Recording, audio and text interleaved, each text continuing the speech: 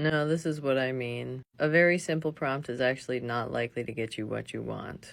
If you wrote one paragraph and you gave it to some random person on Upwork, the chances that they could do exactly what you thought about in your head, as well as you would have done it had you the time, is vanishingly small. So it's the same thing for a large language model. You actually need a fairly large, detailed, and complex prompt.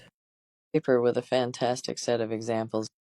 Large language models aren't really as deterministic as most programs, so you're going to deal with a success rate the same you would with any person. This is a series of benchmarks that large language models perform better or worse on, based on the prompt. Humans often give a simple prompt like name shapes based on their SVG paths. GPT, when told to rewrite that prompt, tends to produce something like this. It's a little bit longer, and it employs the meta-language creation pattern. But if you want a large language model to be successful, a prompt of this size is actually what's needed. You don't have to write the prompt of this size. You can start with a prompt that a human wrote, then ask GPT to update the prompt and describe it better.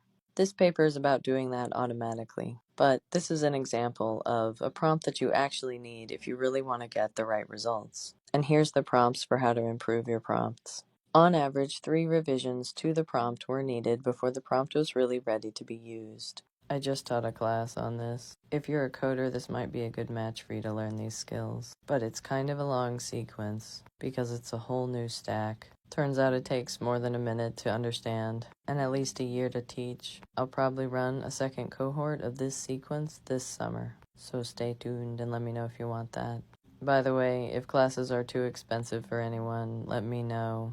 I am just a person and not an institution. You can't come for free, but you can come for almost free.